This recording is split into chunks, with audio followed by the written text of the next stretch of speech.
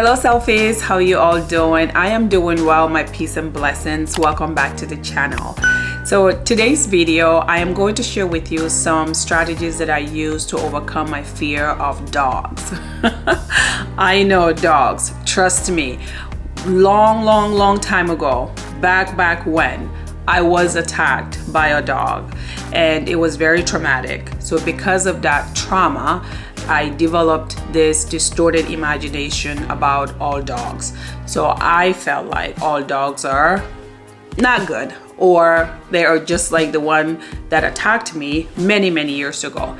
And as you know, we all have some kind of fear. Some people are fearful of flying, they're fearful of snakes, or you name it. And I know dogs are cute because now I am so friendly with dogs. So I will share with you strategies that I use. I mean, you can use these strategies for anything.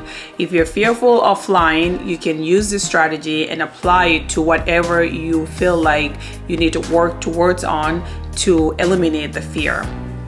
So with me, when I start to treat myself for anything, right, I always look at it as I am the highest creation. I am the highest domain in creation. Because I'm human, I am becoming this magnificent being that is within me. So I have a higher rank in all creation. However, I am also inseparable with all creation, right? So, you know, the dog, you know, plants, any animals, all that, we're all interconnected. We're all in this universe together. Because I hold a higher rank in God's creation, I am able to manipulate anything that is outside of myself, and I can work it within myself.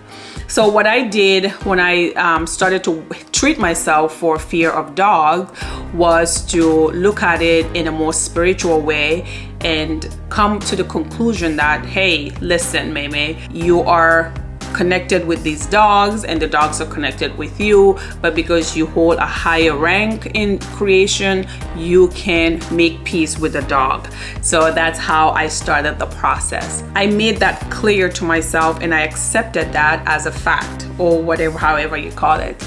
Then I work within my imagination, right? I use my imagination to build a relationship with any dog.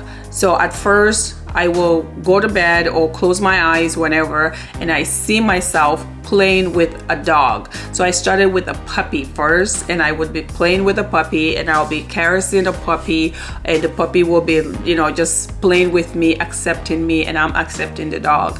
So mentally, I use my imagination, and that made me feel comfortable with any dog. The next step I did, I started looking at any dog on a magazine or a book. So I'll look at a dog and I'm not scared of the dog anymore, because now the dog, I would tell myself, hey, this is on paper, this is harmless, the dog is innocent, actually the dog is beautiful, the dog is caring. So I would trick my mind to believe what I want my mind to believe.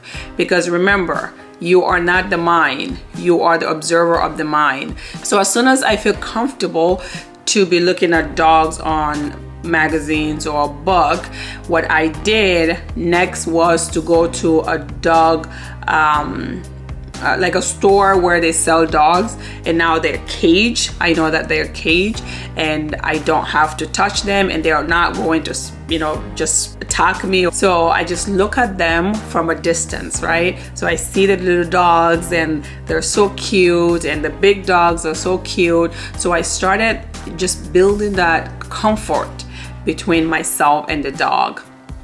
So as soon as I felt comfortable looking at them from the distance, then I went one day and I started touching the dog, and I started just kind of like touching their fur and letting them lick my hand and just kind of go all over me. And as soon as I started feeling a little bit of anxiety within myself, I reminded myself that this dog is innocent. This dog is harmless. This dog is friendly. You can do this. So I play it within my mind, and that keeps me serene, that keeps me helpful, that keeps me confident that I can do this. So then I felt comfortable with the dog all around me. And after that, I started petting other dogs in the area or in my neighborhood. When I go out for a walk, I see a dog and I'll just say hi, just kind of play around the dog and let the dog come on me and play with me. And whenever I go to a friend's house and they have a dog, I'm not all scared anymore. I just welcome the dog to come around me and play with me, and I play with the dog. And after that, now I don't have a dog at home. However, I am not afraid of dogs. At least that's what I did to help me build that relationship with a dog. My second fear was fear of public speaking. I'm sure a lot of us literally would want to die before you want to go in front of the public and talk, or even more than 3 people and talk. I used to be like that. I used to say, oh, I don't want to talk. I mean, my heart would really start pounding, especially in class. Right before presentations, I used to have this anxiety of speaking in front of the class, and I knew this is not what I really want in my life, because if I want to excel and I want to take on leadership roles someday, I told myself, you need to treat yourself to feel confident and be able to speak in front of a crowd. So the first step I did was to imagine that I am talking to myself. So despite of how many people are in the classroom or how many people are in the auditorium or whatever, I just believe within my mind that I'm talking to myself. So everybody outside of me, it's a reflection of what is inside of me. So because of that belief system, no matter how big the crowd is, to me, I believe in my mind that I'm only talking to one person, which is myself.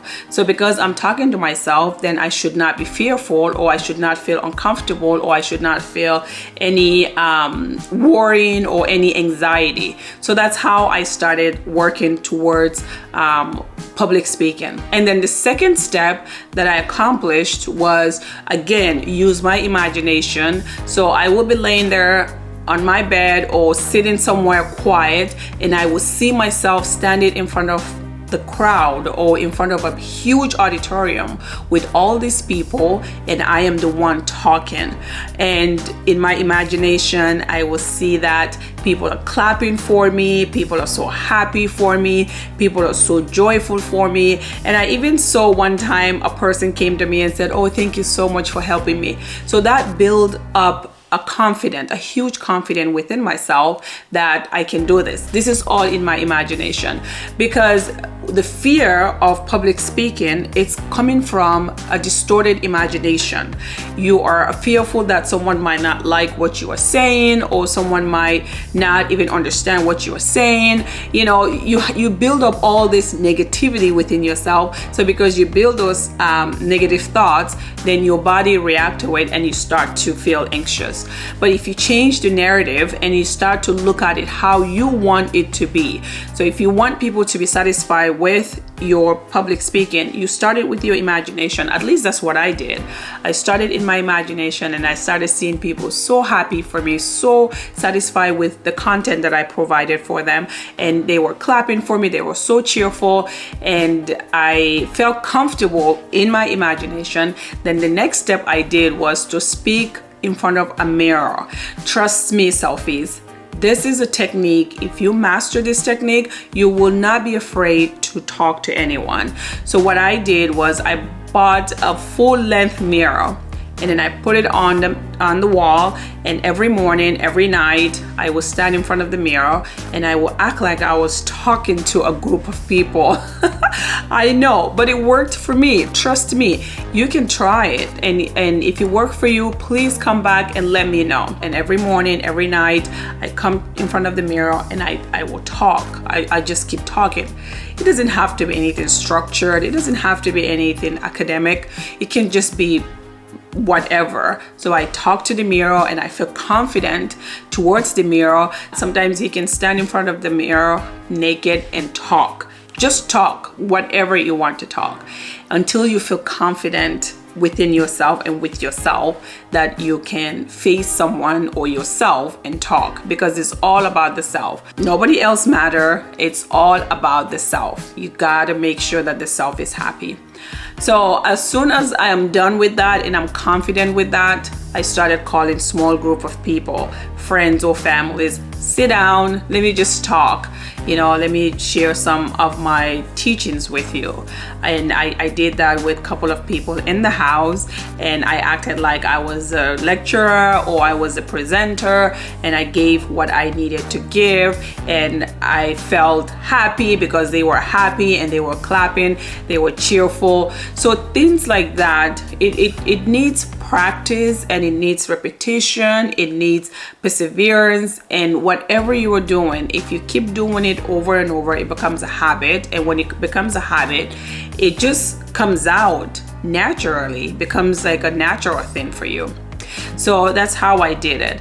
So after I started with a small group of people in the house, then I continue my imagination, because I still need to face bigger crowds. So in my imagination, I still see myself speaking in a room full of people, and them accepting me. And as soon as I feel comfortable with that, trust me, now I can stand in front of anyone, literally anyone. Are you going to like what I have to say? Maybe not. But I personally will be very confident to go and stand in front of anyone and talk about what I believe, talk about what I think I wanted to share with you. That's how I personally treated myself, the fear of public speaking, and the fear of crowds, or the fear of classroom speaking. Please try these strategies. I'm sure they will help you, because they helped me a lot, and they built my confidence. And even talking on YouTube, like in front of the camera, at first I was like, okay, wow, I'm just gonna stand in front of the camera. But you know what? In your imagination, whatever you imagine in your mind, it comes, the more you do it, it happens naturally. Because now look, I'm standing in front of the camera by myself and talking. I'm telling you, it is so funny how the universe works. But you know what? The universe always works based on what you give him, her, or it to work on, right? So you are the presenter. You are the one who makes basically the rules, and then it just follows, or she just follows, or he just follows whatever blueprint you gave the universe to work on, or you call him God, or you call her God. God doesn't have a name, right? Because if you give it a name, you're limiting God. So he says, you can call me whatever you call me, I don't have a name. So you hear people calling God, Allah, Brahma, Jesus, Buddha, universal superconscious mind, the universe, the infinite spirit, the infinite, it's just all over the place, because he doesn't have a name, or she doesn't have a name. So, but you see what I'm talking about. It's so funny. Sometimes I sit here, I'm like, wow, I really imagined this. I did imagine this in my imagination. I sit in front of, a camera or a mirror, and I'm talking, and here I am. It's happening. It's happening in my world. It manifested itself in my physical world. Anyway, selfies, trust me. Please know that your mind, it's powerful. And if you use it wisely, you have this world at your fingertip, okay? But if you abuse it, or you use it not wisely, then you might end up with pain, suffering, and a lot of sorrow. So please use your imagination to the best of your ability, meaning always think the best for yourself. Do not be fearful of anything, because the things that we're fearful of, they're harmless, right? Most of our fears are just a distorted imagination in our minds, and we created this imagination and we start to manifest them in our physical world. So just rewrite your story and make it the opposite. I hope these strategies help. Peace be upon you and God Almighty's blessings.